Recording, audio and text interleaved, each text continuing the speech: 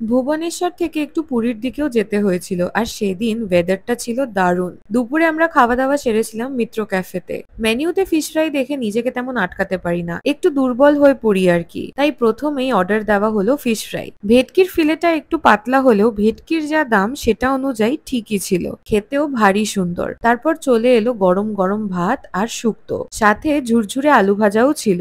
আলু ভাজা খেতে আমার ডাল লাগে না, আমি এমনি এমনি খেয়ে নি, এত ভালো লাগে। শুক্তোটা দারুণ বানিয়েছিল, একদম হালকা, সাথে নুন চিনির পরিমাণটাও খুব সুন্দর। সমুদ্রের ধারে এসেছি তাই মাছ খেতে তো হবেই। নিলাম পমফ্রেটের ঝাল। ঝালটা মন্দ বানায়নি, তবে মাছটা ফাটাফাটি ছিল, যেমন টাটকা তেমন ভালো সাইজ। ঝালটা আরো একটু ভালো হতে পারতো।